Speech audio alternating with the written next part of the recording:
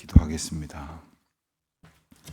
하나님 아버지, 하나님의 은혜 가운데에 새 날을 맞게 하시고 이 아침 이마만큼의 평강과 은혜를 주셔서 주 앞에 나와 찬송하고 기도하게 하심을 감사드립니다. 걱정스러운 생각 가운데에 저희의 삶을 돌아보면 더 근심할 것들로 가득 차 있는 것 같지만 하나님께서 주시는 그 은혜의 경륜을 의지하며 바라보고자 하오니 하나님께서 이 모든 일 가운데에 주권자이시며 다 알고 계시며 또 섭리하시는 가운데에 저희를 인도하여 주실 줄 믿기에 이 아침도 다시금 평강으로 감사하며 주님 주신 은혜로 찬송하는 저희들 모두가 되게 하여 주시옵소서.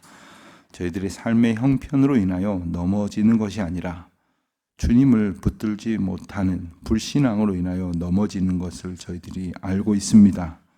어떠한 상황 속에 있든지 오직 주님을 겸손히 바라보는 믿음으로 서게 하여 주시기를 기도드립니다.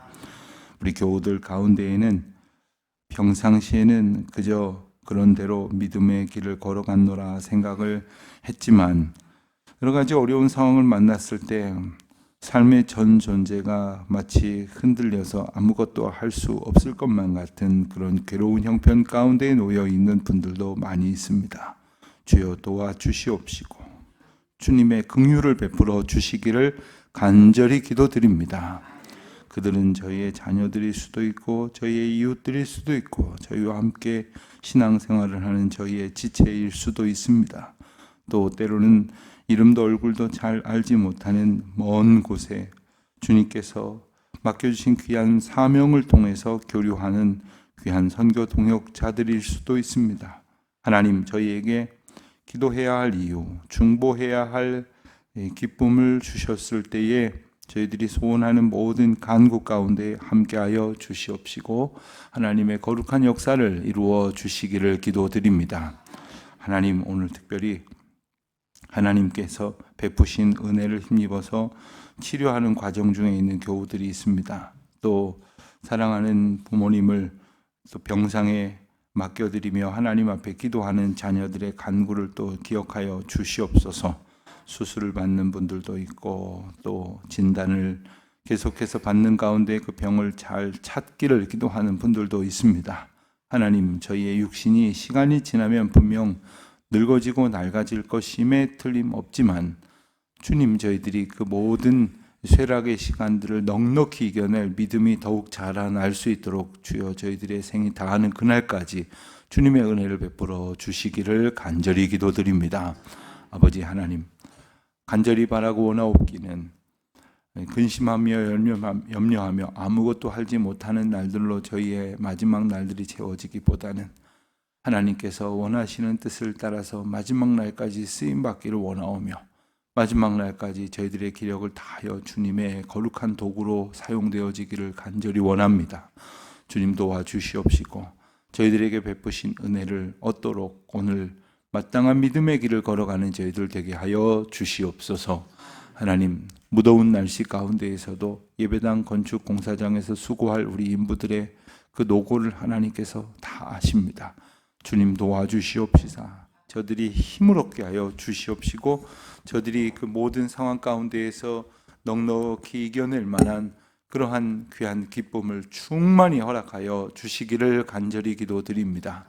저희 교회와 함께 협력하고 동역하는 시공사와 또 예하에 있는 모든 그러한 관련 업체들이 합력하여서 이 일들을 이루어 가는데 하나님 돌이켜 보수해야 할 일이 생기지 않도록 그리고 잘못되어서 다시 그것을 뜯어 고쳐야 되는 어려움을 겪지 않도록 하나님 그 순간순간 그 모든 공정과 상황마다 일일이 간섭하시고 개입하여 주시기를 간절히 기도드립니다.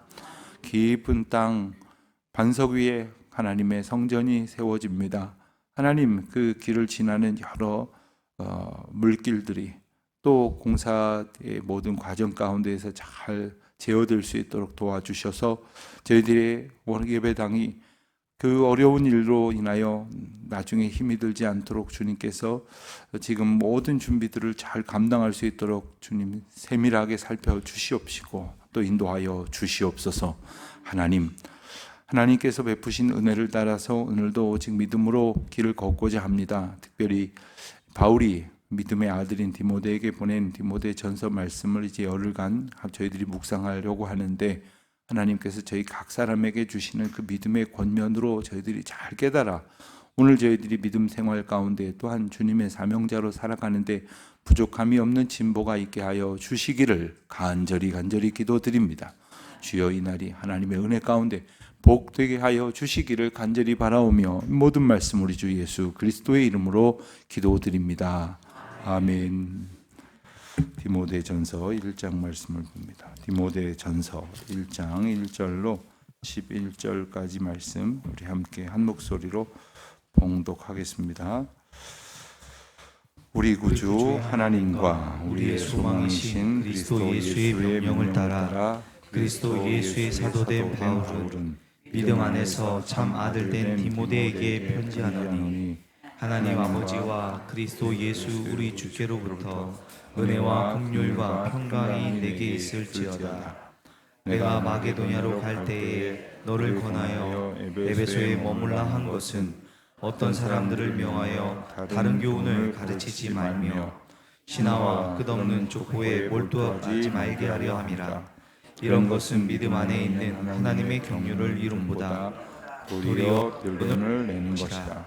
이 교훈의 목적은 청결한 마음과 선한 양심과 거짓이 없는 믿음에서 나오는 사랑이거늘 사람들이 이에서 벗어나 헛된 말을 하죠. 율법의 선생이 되려 하나 자기가 말하는 것이나 자기가 확증하는 것도 깨닫지 못한다. 그러나 율법은 사람이 그것을 적법하게만 쓰면 선한 것임을 우리가 아노라. 알 것은 이것이니 율법은 옳은 사람을 위하여 세운 것이 아니요 오직 불법한 자와 복종하지 아니하는 자와 경건하지 아니한 자와 죄인과 거룩하지 아니한 자와 망령된 자와 아버지를 죽이는 자와 어머니를 죽이는 자와 살인하는 자며 음행하는 자와 남색하는 자와 인신매매를 하는 자와 거짓말하는 자와 거짓 맹세를 하는 자와 기타 바른 교훈을 거스르는 자를 위함이니, 이 교훈은 내게 맡기신 바 복되신 하나님의 영광의 복음을 따름이니라. 아멘.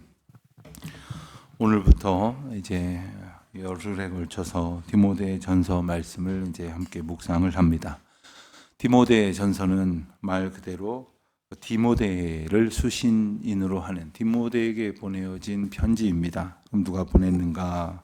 상식적으로 다 알고 있지만 우리가 근거를 찾는 것은 1절 말씀에 적시된 대로 바울이 보냈다 하는 것에 아무도 이의를 갖지 않습니다.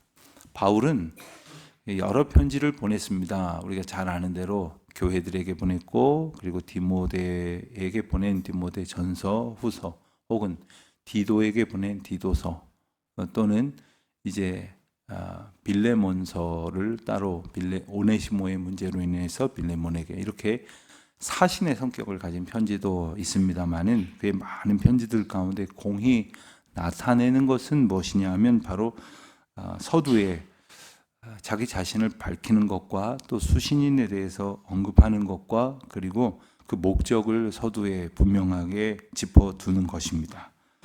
그러면서 바울은 자기 자신을 표현을 하기를 하나님과 예수 그리스도의 명령을 따라 사도가 된 나 자신이 바울이 편지를 보낸다 이 말입니다. 하나님과 그리스도의 명령을 따라 사도되었다라는 말. 사도라는 말은 보냄을 받은 자라는 뜻입니다. 보냄을 받은 자. 그러니까 우리가 누군가의 보냄을 받았다는 정체성으로 살아갈 때 이제는 내 뜻대로 사는 것이 아니라 보낸 분의 뜻대로 살고자 한다 하는 다짐을 갖는 것입니다. 누군가가 나를 보냈다는 것은 그 누군가가 그 의도하고 계획하고 섭리하고 돕는 바를 나를 통해서 이루시려고 하신다라는 믿음에서 기반을 하는 겁니다. 그러니까 우리가 오늘 하루를 살아감에 있어서 별일 아닌 것 같지만 남들이 볼 때 대단치도 않은 그런 하루하루를 보내는 것 같지만 우리를 우리의 삶의 자리로 보내시고 생업을 맡기시고 또한 여러 가지 소소한 일상을 맡기시고 특별히 하나님의 거룩한 역사를 중보하며 협력하게 하시는 그 일을 맡기신 분의 명령을 따라서 오늘 우리가 이 땅에 삶의 자리에 보내어졌다 하는 사실을 분명히 깨달아야 하는 것입니다. 사람은 이것을 깨닫지 못할 때에 어떨 때는 자신에게 주어진 일이 너무나 형편없다고 여겨서 불평합니다. 또 반대로 너무나 벅찬 일이라고 생각을 해서 회피하려고 할 때도 있습니다. 자기 자신이 기준이 되기 때문에 그렇습니다. 그러나 보내신 하나님과 예수 그리스도의 그 명령이 내 앞에 언제나 있다고 생각을 하면 두려울 것도 없고 그리고 교만할 것도 없습니다. 그리고 무엇보다도 우리가 낙심할 것도 없습니다. 나 혼자 하려고 하는데 안 되면 낙심이 되죠. 특별히 자녀들을 키우는 것은 어떻습니까? 자녀들을 키울 때 가만히 보면 참 즐겁다, 보람되다, 기쁘다. 우리 자녀 때문에 내가 아주 신이 난다. 이럴 때도 간혹 있지만 그럴 때보다 훨씬 더 많은 세월 근심하고 염려하고 저걸 어떻게 하면 좋을까? 사랑꾸실이라 할까? 이런 생각을 하는데 놀랍게도 한 20살 정도 지나면 안 하는가 봤더니 그 이상 된 자녀를 두신 부모님들 보면 아닙니다. 걱정이 더 많습니다.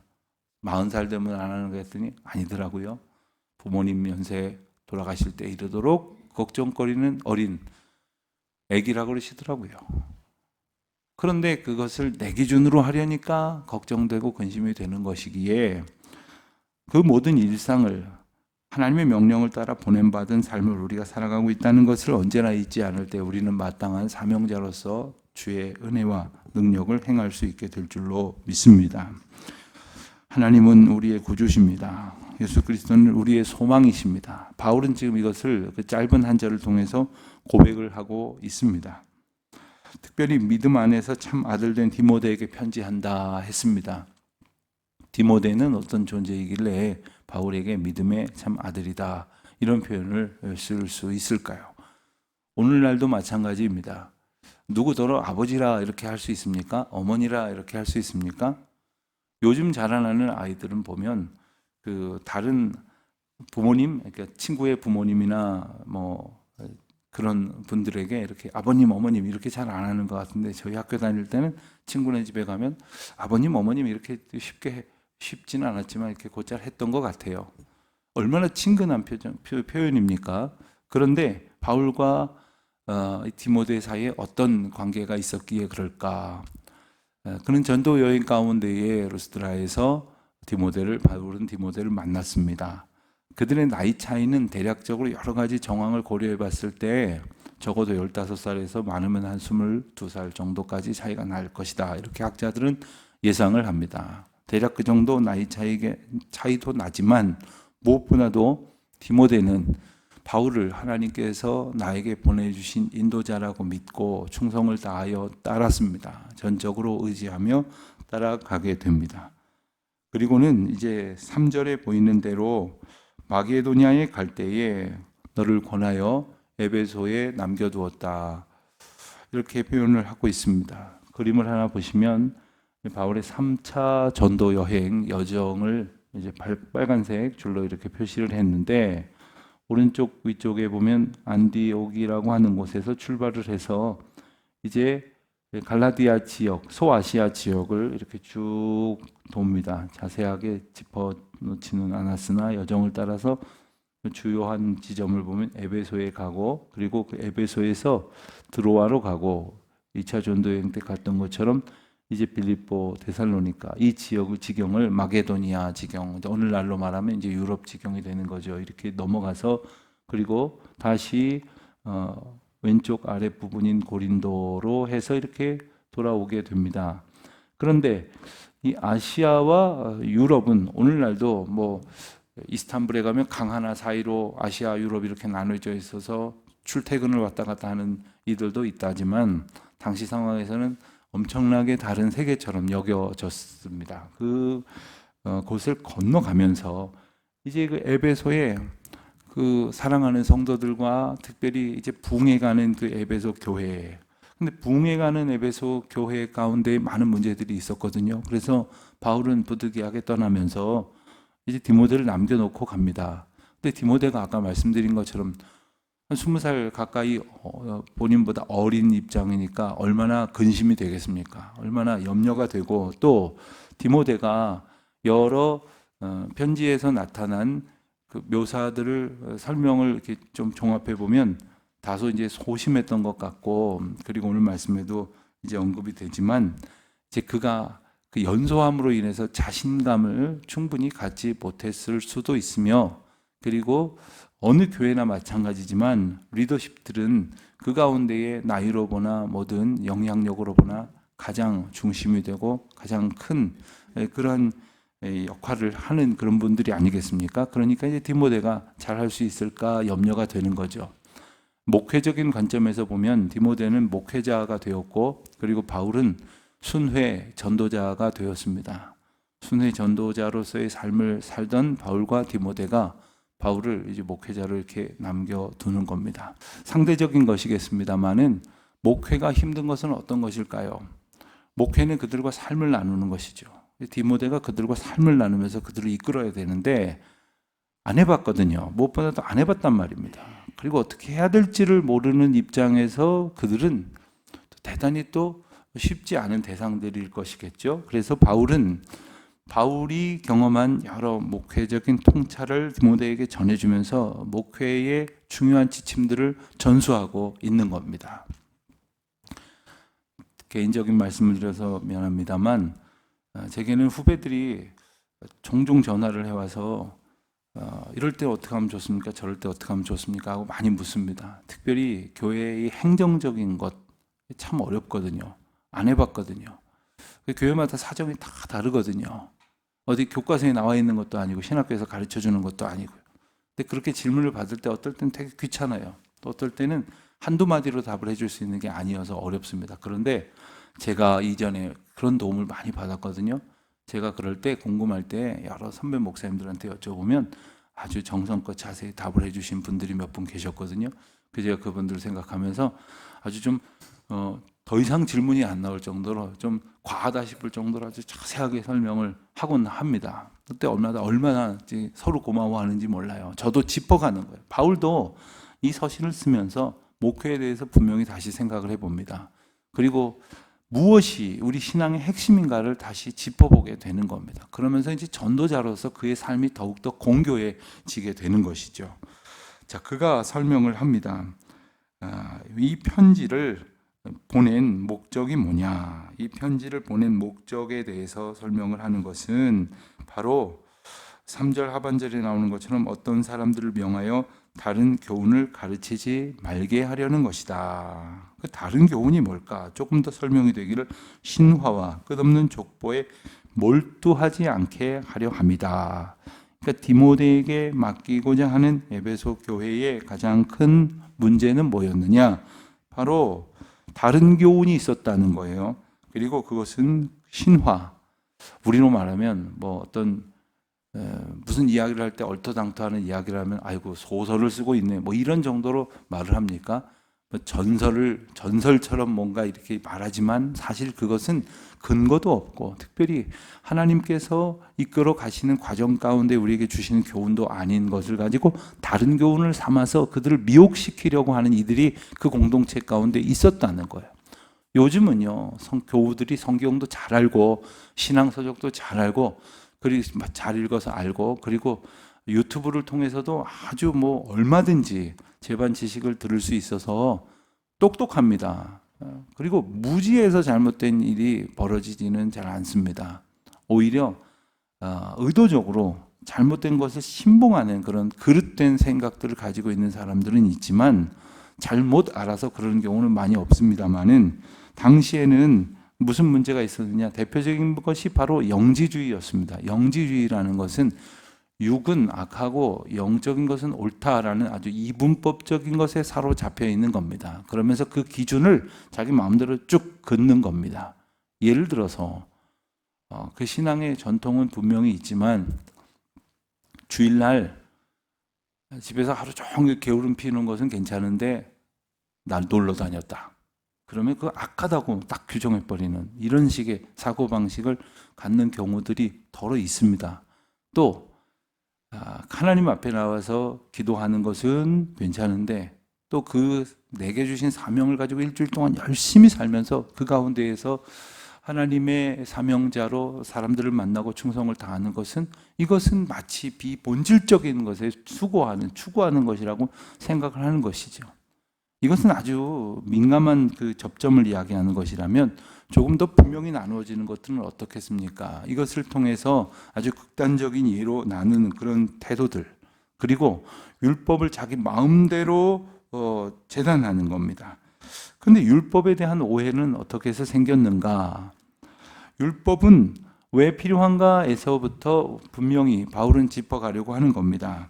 7절 이하의 말씀을 보면 율법의 선생이 되려 하나 자기가 말하는 것이나 자기가 확정하는 것도 깨닫지 못하느니라. 율법을 가지고 그들에게 잘못된 가르침의 도구로 삼고 그것으로 다른 사람들을 판단해버리고, 그래서 율법이라고 하는 그 걸림돌 때문에 구원의 은혜 가운데 이르지 못하는 많은 경우들을 염려하고 있는 것입니다. 8절에 보면 율법은 사람이 그것을 적법하게만 쓰면 선한 것임을 우리가 아노라. 그러나 그렇지 않을 때가 있다는 뜻이죠. 율법은 9절에 보면 옳은 사람을 위하여 세운 것이 아니다 했습니다. 네, 그렇습니다. 율법은 다시 말하면 그 법이라고 하는 원리가 그렇지 않습니까? 어떤 사람은 법 없이도 살 사람이다 이런 말을 듣죠. 그 법이 있으나 마나 있어도 필요가 없다. 법을 차라리 규정할 이유가 없다. 왜요? 법을 안 지키는 일이 없기 때문이죠. 그러나 법을 만드는 이유가 뭡니까? 안 지키는 사람들 때문에 사회적 공공의 질서가 해쳐지기 때문이죠. 그래서 법을 만들어가지고 그것을 잘 지키는 사람이 피해를 입지 않도록 하는 것이 법의 일반적인 원리가 아닙니까? 신앙생활도 마찬가지입니다. 그 법의 규정을 혹 알지 못해도 아무 문제가 없는 사람들에게는 필요가 없는 겁니다. 그러나 8절, 9절 이하에 나오는 여러 가지 요건들, 불법한 자, 복종하지 않은 자, 경건하지 아니한 자, 죄인과 거룩하지 아니한 자, 망령된 자, 아버지 어머니를 죽이는 자, 살인하는 자, 음행하는 자, 남색하는 자, 인신매매하는 자, 거짓말하는 자, 거짓맹세하는 자, 기타 바른 교훈을 거스리는 자들 때문에 율법이 필요한 거다 이거예요. 그런데 이들을 교훈하고 이들을 바른 길로 이끌기 위해서 필요한 율법을 자기들 나름대로 마음대로 재단해가지고 사람들을 얽어매려고 하는 거죠. 그걸로 사람들을 속박시키려고 하는 그런 이들도 많이 있었다는 것입니다. 그들이 보였던 이 교훈, 이것이 잘못된 교훈이었고, 그리고 그 잘못된 교훈을 다른 교훈이라고 표현을 하면서 그 다른 교훈을 더 이상 가르치지 못하도록 디모데에게 말씀으로 훈련시켜서 에베소에 있는 교우들에게 보내게 되었다 하는 겁니다. 자, 디모데에게 이 이야기를 처음 하는 것일까요? 처음 하는 게 아닐 겁니다. 분명히 디모데를 남겨둘 때 이야기를 했을 거예요. 그런데 디모데가 가서 목회를 하다 보니까 너무 힘든 거죠. 그러다 보니까 처음 서로가 나눈 그 중요한 사명을 놓쳐버리기 쉬울 만큼 힘이 들어져 버린 겁니다. 그리고 그 사명을 붙들지 못할 만큼 여러 가지 어려운 여건들이 생겨났을 것입니다. 바울은 다시금 디모데를 격려하는 겁니다. 내가 너를 보낸 것은, 그리고 내가 너에게 당부한 것은, 우리가 함께 붙들어야 할 것은, 우리가 함께 견지해야 할 것들은 바로 이것이니라 하고 일러주는 것입니다.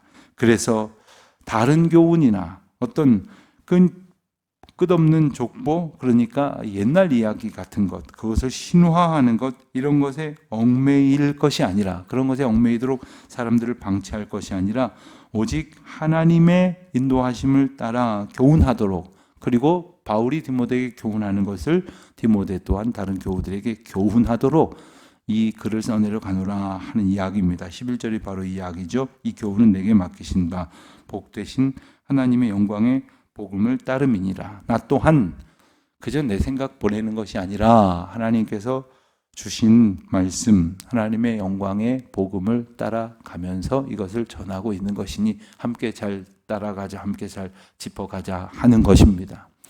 이 말씀은 바울이 디모데에게만 주신 것이 아니라 바로 하나님께서 예수 그리스도께서 성령께서 바울을 통해도 디모데에게 주신 말씀이고 디모데에게만이 아니라 오늘 우리에게도 동일하게 주시는 말씀입니다.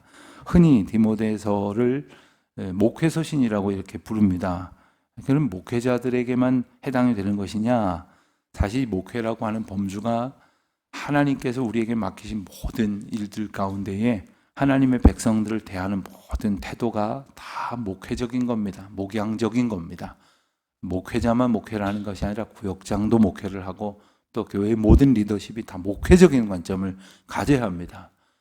주보 한 장 나눠주는 게 아니라 주보 한 장 나눠주면서 무난하며 그리고 중보하며 사랑하며 섬기며 베풀며 하나님의 은혜로 교류하는 겁니다. 잠깐의 봉사를 하면서 이 모든 일들을 하나님께서 우리 맡기신 바를 이루는 겁니다. 우리 모두가 그런 의미에서 모두를 또 특별히 우리 어린 자녀들이나 아직까지 우리 공동체 안에는 없는 오고 오는 모든 이들까지도 하나님께서 주신 은혜와 평강과 긍휼로 문안하는 겁니다.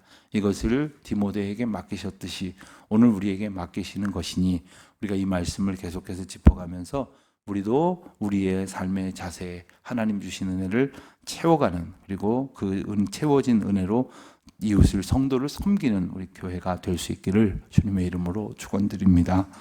하나님 아버지, 바울이 디모데를 염려하면서 당부하였던 말처럼 때로는 저희들이 염려해야 할 것 많은 상황 속에 공동체로 있지만 바울이 의지하였던 하나님의 인도하심을 따라 저희도 인도하심을 붙들게 하시고 서로 교훈하며 서로 인도하여 하나님의 거룩한 뜻을 따라 살아가는 저희 모두가 되게 하여 주시옵소서. 이 하루가 오직 주님의 거룩한 은혜의 역사가 선포되고 증거되는 그리하여 거룩하고 선한 사랑의 열매를 많이 맺는 날 되게 하옵소서. 예수님의 이름으로 기도드립니다. 아멘.